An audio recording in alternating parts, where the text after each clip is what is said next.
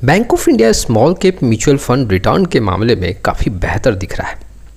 5 साल 7 साल short duration long duration किसी भी ड्यूरेशन का आंकड़ा देख लो, काफ़ी बेहतर रिटर्न देखने को मिल रहा है। लेकिन bank of India small cap mutual fund में आखिर प्रॉब्लम क्या है, क्या सबसे बड़ा रिस्क है, इसको समझना काफ़ी ज़रूरी है। क्योंकि देखो इन्वेस्टर क्या है, यहाँ पे काफ़ी ज़्यादा अट्रैक्ट होकर रिटर्न के आंकड़े को देख के वहाँ पे इन्वेस्टमेंट स्टार्ट करते हैं। लेकिन रिस्क क्या है, जी हाँ, उसको समझना काफ़ी ज़रूरी है। हर एक इन्वेस्टर के लिए bank of India small cap mutual fund suitable नहीं है। हाँ, रिटर्न के मामले में आंकड़े तो मजबूत दिख रहे हैं, लेकिन वो आपकी प्रोफाइल के लिए सूटेबल है या नहीं है, इसे समझना काफ़ी ज़रूरी है। सबसे बड़ा प्रॉब्लम इस फंड के साथ क्या है, इसके इर्द गिर्द ही आज हम बात करेंगे। चलिए शुरुआत करते हैं। लेकिन आप में से बहुत ऐसे इन्वेस्टर हैं जिनको पोर्टफोलियो रिव्यू और डिज़ाइन को लेकर प्रॉब्लम है। डिस्क्रिप्शन बॉक्स में आए, डिटेल चेक करें और व्हाट्सअप नंबर के थ्रू हमारे साथ जुड़ सकते हैं। सबसे पहले देखो, इन्वेस्टर जो सबसे ज़्यादा अट्रैक्ट होते हैं वो रिटर्न को देख के होते हैं, वो आंकड़ा देख लेते हैं। यहाँ पे अगर आप देखोगे तो अगर लमसम रिटर्न की बात करोगे तो पिछले एक महीने में 5% का रिटर्न शो कर रहा है। कैटेगरी एवरेज में 3.61% है। 3 मंथ का आंकड़ा देखें तो करीबन 19 से 20%, कैटेगरी एवरेज में 12% का रिटर्न है। 6 मंथ में 32 से 33% का रिटर्न है, कैटेगरी एवरेज में सिर्फ 17 से 18। 1 साल के आंकड़ों की बात करूं तो 28% के ऊपर, कैटेगरी एवरेज में सिर्फ 13 से 14% का रिटर्न है। 2 साल में अगर देखें तो 11 से 12, यहाँ पे कैटेगरी एवरेज में सिंगल डिजिट का रिटर्न है। 3 साल 4 साल 5 साल और 7 साल में हमेशा इस म्यूचुअल फंड ने कैटेगरी एवरेज का रिटर्न को पीछे छोड़ा है। और 7 साल, जो इन्वेस्टर 7 साल से जुड़े हुए हैं, लमसम रिटर्न की बात कर रहा हूँ, वहाँ पे 31 से 32% का CAGR देखने को मिल रहा है। एक आंकड़ा मैं आपके सामने रखता हूँ, 10,000 के SIP के साथ 7 साल में इस म्यूचुअल फंड ने जो यहाँ पे टोटल कॉर्पस तैयार करके दिया वो 22 से 23 लाख में, कैटेगरी एवरेज में अगर वही कॉर्पस देखोगे तो 18 से 19 लाख है।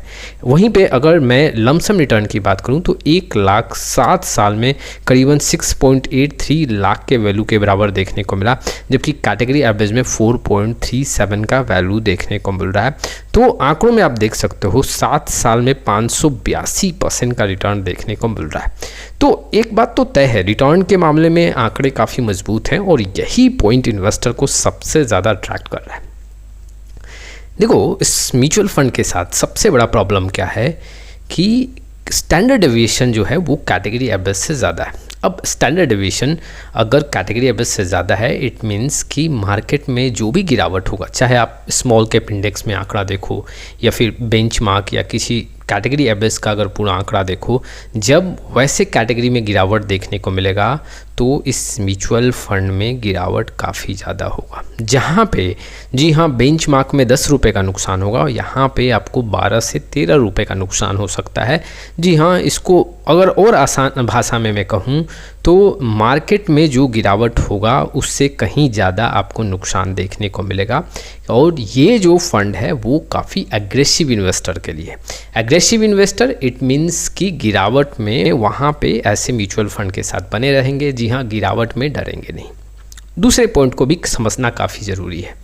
देखो, ये भी इस म्यूचुअल फंड के साथ एक बहुत बड़ा प्रॉब्लम है कि मार्केट जब काफ़ी ज़्यादा वोलेटाइल होता है तो इस म्यूचुअल फंड में भी काफ़ी ज़्यादा वोलेटिलिटी देखने को मिलता है। और उसके साथ ही साथ अगर आप देखोगे तो रिकवरी तो होता है इस म्यूचुअल फंड में, लेकिन रिकवरी होने में ज़्यादा समय लगता है। इट मीन्स कि मार्केट के गिरावट के बाद जितने तेज़ी से गिरावट होता है उतने तेज़ी से रिकवरी नहीं देखने को मिलता है। हालांकि रिकवरी होता है, लेकिन जहाँ पे बेंचमार्क रिकवर होने में 2 से 3 महीने लग रहा है, इस म्यूचुअल फंड का जो रिकवरी का एक ड्यूरेशन है उसमें 4 से 5 महीने का समय लगता है। इट मीन्स कि रिकवरी होने में यहाँ पे समय ले रहा है, लेकिन गिरावट में बेंचमार्क से ज़्यादा गिर रहा है। देखो, अगर कोई म्यूचुअल फंड हाई रिस्क के साथ आ रहा है, ठीक है, वो गिरावट में आपको ज़्यादा बेंचमार्क से गिरता हुआ देखने को मिल रहा है, जी हाँ, इंडेक्स से ज़्यादा गिरता हुआ देखने को मिल रहा है, ठीक है, लेकिन क्या वो जब इंडेक्स तेज़ी से मूव कर रहा है, रिकवर हो रहा है, तो क्या वो म्यूचुअल फंड के एनएवी में भी रिकवरी उतना तेज़ी से देखने को मिल रहा है? तो यहाँ पे ये प्रॉब्लम है, रिकवरी काफ़ी तेज़ी से नहीं देखने को मिलता है। हालांकि अगर मैं देखूँ तो मोमेंटम में कई बार ये म्यूचुअल फंड काफ़ी तेज़ी से मूव करता है, लेकिन मोमेंटम नहीं होता है तो ये म्यूचुअल फंड काफ़ी स्लो देखने को मिलता है। ये इन्वेस्टर को समझना पड़ेगा कि आप अगर कोई वैसे स्मॉल कैप म्यूचुअल फंड का चयन करना जा रहे हैं जहाँ पे डाउन साइड प्रोटेक्शन ज़्यादा हो, तो ये स्मॉल कैप म्यूचुअल फंड आपके लिए सूटेबल नहीं है। आप अपने आप को ज़रूर देखें कि क्या मैं ऐसे रिस्क के लिए सूटेबल हूँ कि नहीं। जी हाँ, एग्रेसिव इन्वेस्टर प्ले कर सकता हूँ कि नहीं। अगर आप नहीं कर सकते हो तो वाकई में bank of India small cap mutual fund आपके पोर्टफोलियो के लिए सूटेबल नहीं है। ये भी समझना पड़ेगा। अगर आप नोटिस करोगे तो ये स्मॉल कैप म्यूचुअल फंड काफ़ी तेज़ी से मूव कर रहा है, एनएवी में बदलाव काफ़ी तेज़ी से हो रहा है। और वैसे में अगर आप काफ़ी हाई में यहाँ पे पार्टिसिपेट करते हो लमसम के तौर पे, तो रिस्क काफ़ी ज़्यादा बढ़ सकता है। तो अगर आप रिस्क लेने के लिए तैयार भी हो तो स्ट्रैटेजी बनाना पड़ेगा। ऐसा नहीं कि बस हम पैसा लगाते जाएं, कहीं भी इस म्यूचुअल फंड के साथ जुड़ते जाएं, ये भी देखना पड़ेगा। अगर आप ऐसे म्यूचुअल फंड के साथ लमसम या भी चाहते हो तो गिरावट में ऐसे म्यूचुअल फंड में जी हाँ लमसम करें। अदरवाइज देखो रिस्क काफ़ी ज़्यादा है, other small cap mutual fund से म्यूचुअल फंड का रिस्क काफ़ी ज़्यादा है। कैटेगरी एवरेज से कंपेयर करें तो इस स्मॉल कैप म्यूचुअल फंड में रिस्क ज़्यादा है। लेकिन मेरा ये कहना नहीं है कि ये म्यूचुअल फंड अच्छा नहीं है। अगर देखा जाए तो रिटर्न के मामले में काफ़ी आंकड़े मजबूत हैं, तो रिटर्न के अकॉर्डिंग ये म्यूचुअल फंड अपने कैटेगरी में काफ़ी बेहतर देखने को मिल रहा है। और अगर देखा जाए बेंचमार्क को भी काफ़ी बड़े डिफरेंस से बीट भी कर रहा है।